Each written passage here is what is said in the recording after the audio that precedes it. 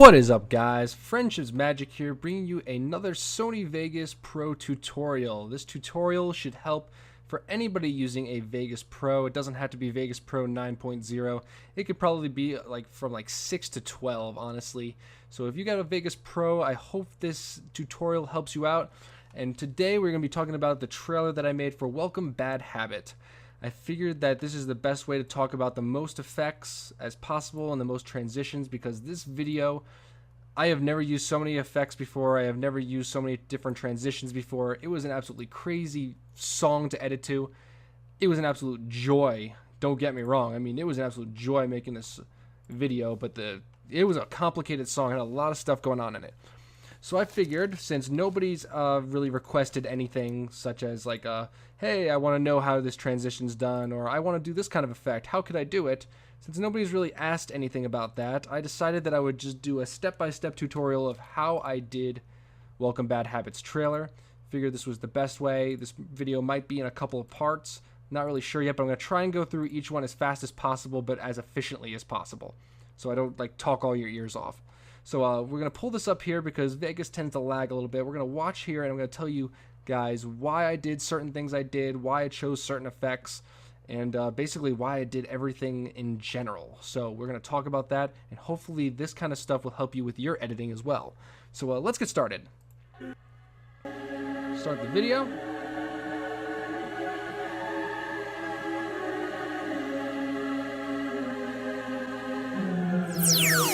Alrighty, that's the first thing. We're going to talk about this real quick. I'm not going to drag it out too long.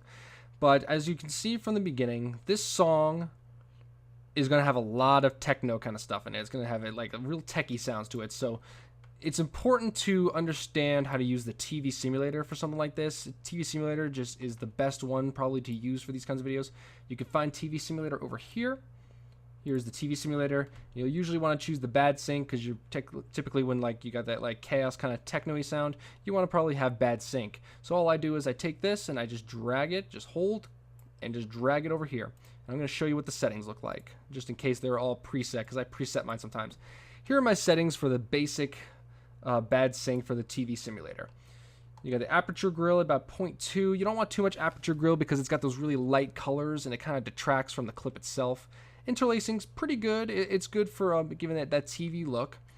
Line sync, you want usually line sync about below 0.5. If it doesn't really matter if they see necessarily what's in the clip, it typically doesn't matter. You just want to make it look cool, because honestly, right here, I'm gonna click right here.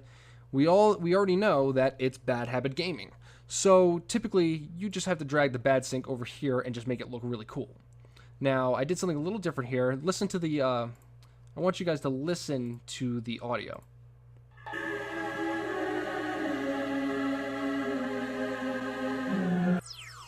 Alright, you had the ding. So the reason why I changed the TV simulator over here is because it's gradually going down. The pitch is going down. It's going ding. So what I did is I changed the TV simulator. Right here. Settings are different. You'll notice that the line sync is perfect right now. You'll notice that the interlacing is up to 0.78. You got a 0.31 for the aperture grill. That's okay. Vertical sync is at 0.25. It is about, I think that is the same as the first clip.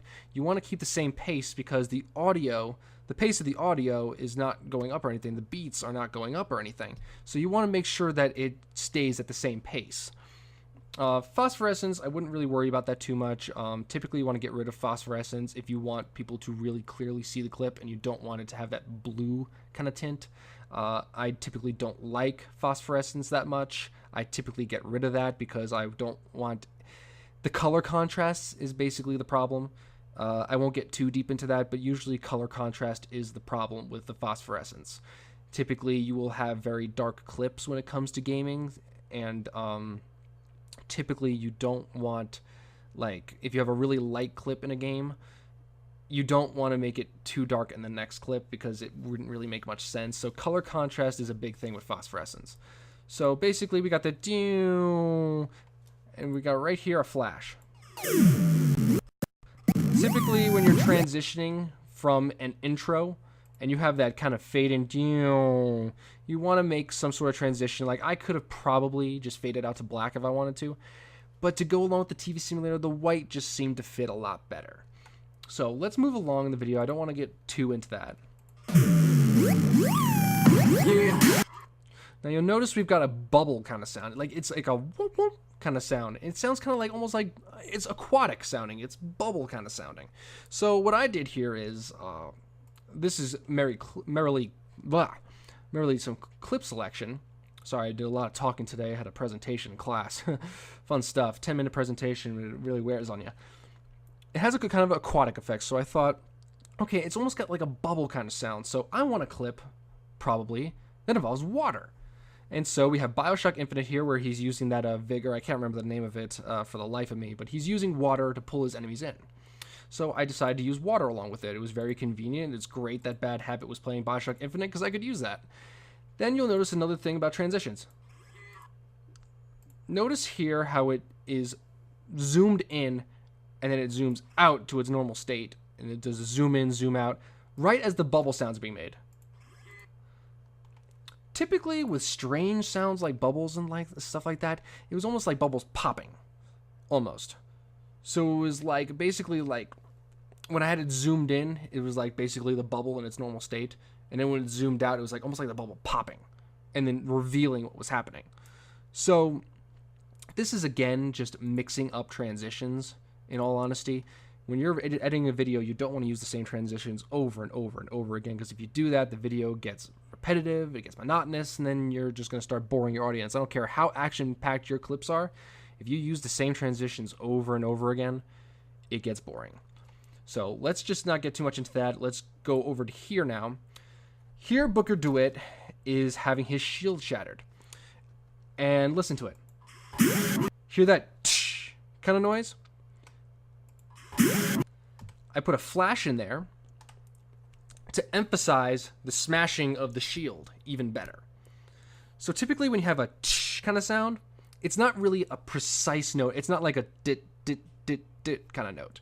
It's not precise. It's tsh. It drags out a little bit. So when you have notes like that that drag out a little bit like that, a flash is typically what you want to go with if you're transitioning. So flashes work really great in that situation, and it worked great in this one because the tsh sound almost could sound like shattering almost. You could associate it with shattering, and his shield is shattering. So again, clip selection is very, very important when you're doing these. Probably the longest process of the entire editing process, half the time you're spending is getting the clips. You need to listen to the song over and over and over again. Associate sounds with stuff. Here, I'm going to go on a tangent a bit here. I want you guys to think about, like, basically when you're listening to a song, listen to it about 5 or 6 times and associate all the different sounds with something. Like, I associated this right here. I associated the little whoa-whoa sound with bubbles. And so I used a scene with water.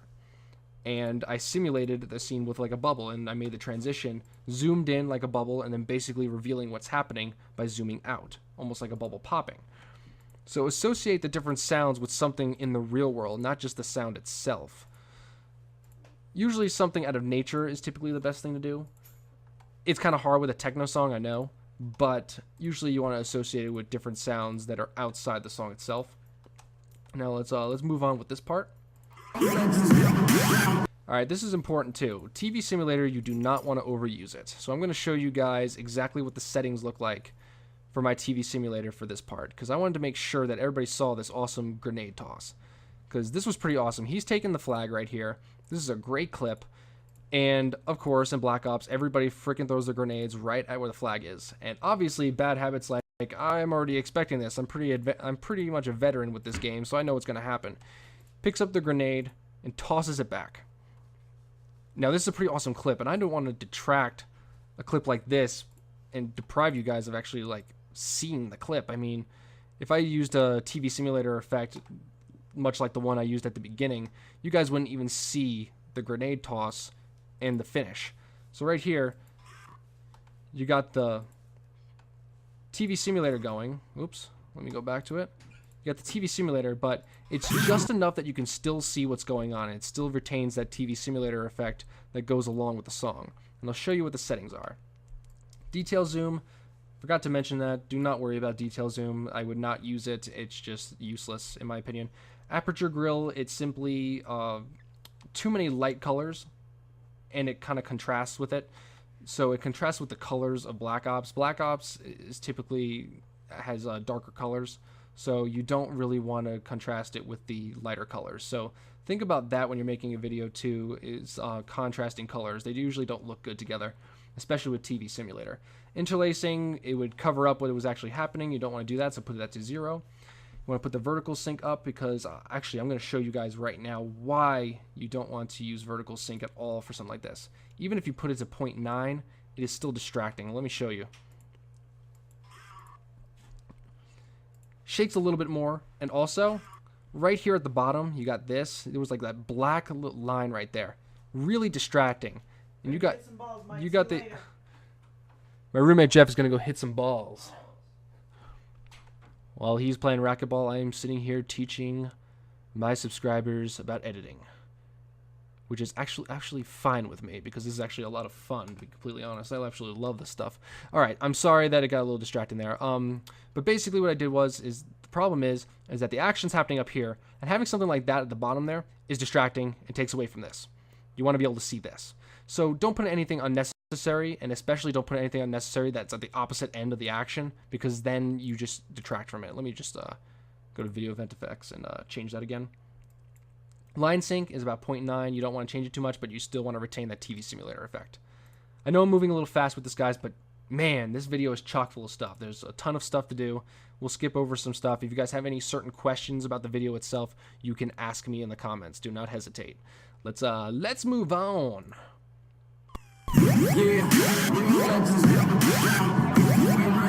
Bubble effect, flash. All right, that's a little different right here. I want to specifically talk about this because you guys are probably wondering, that video effect kind of seems random there, doesn't it? Let's go over here. We have the transition with the TV Simulator, and all of a sudden we've got this. Now, the reason why I did this, I'm going to show you the settings of this TV Simulator. Line sync and vertical sync is perfect. Now, the reason why I did that is because if I moved it even a little bit, you guys wouldn't be able to see this. What's happening here is he's getting a triple collateral. He's killing 3 guys at once, basically. I think he killed him with a flashbang grenade and his KSG. Freaking awesome clip, and using too many effects on this would have detracted completely because you want to see the epicness of something like this. Interlacing is ever so slight just to give it that TV look. That's basically all I did. I left the scan phasing because, watch, I'm going to take away the scan phasing real quick. Doesn't quite have that TV look. It just looks like a bunch of lines, like you're looking through like you're looking through shutters or something, and it doesn't look like TV Simulator necessarily. It just kind of looks like you're looking through shutters. So you want to put the scan phasing on slightly because, see, you got the lightness there. You don't want to put it up too high, but it gives it that TV kind of look, like almost like a say like reflections in the TV itself. And you got, so the scan phasing is very nice there. Usually you want scan phasing if you're going to only be using the the interlacing. So we want to see that. Let's move right along. Bubble effect, got the flash, got the tsh kind of noise, dragged out a little bit, so we put a flash there. I also used the explosion. Here's another thing that's important with editing. Not everything is about putting video effects with every single beat. Sometimes if you, and this will happen usually just randomly, you'll just notice it, but you just got to pay attention for it. Let's move ahead a bit. Right here, let's move. You got the and the tsh sound. I use the explosion as my flash, so that mixes it up a little bit. It's pretty nice. It mixes up the video effects, and the is kind of like almost like he's disoriented from it. So it's got the kind of noise, and he's getting disoriented from that kind of noise. It's like it's a trippy noise. So that's something that's how my thought process worked for that one. Okay, this is important. I'm going to talk about basically starting off like I talked about this in the first video with the tutorial with my 100 subscriber count. And basically, I want to reiterate the fact that you want to think of this as a paper you're writing for school or something. You've got your thesis. This is going to be the thesis right here. You got your body paragraph right here. And then you have your conclusion right here. Basically, what you want to do with the thesis is you want to introduce everything that is Bad Habit. What is Bad Habit gaming? You want to show it early because you don't want people just to think, oh, he just does Black Ops 2 gameplay. You want to put stuff on early. Lots of different stuff on early to show this guy's got some variety. He's got a lot of good stuff. So we're not just thinking about clip selection. Well, we're thinking about clip selection, but we're not just thinking about taking random clips and just editing them and making them look cool. We're trying to show the content. This is a trailer. You got to know what you're editing. Like if you're editing a trailer for a game, you want to show the fact that it's open. If it's open world, you want to show it. If you want to show the combat, you need to show the cutscenes. You need to show everything that's associated with the game. You have to encompass everything, or else it's not as good of a trailer. It doesn't matter how well you edit it. It will never be as good of a trailer if you do not mix the content and show everything that this channel is going to provide.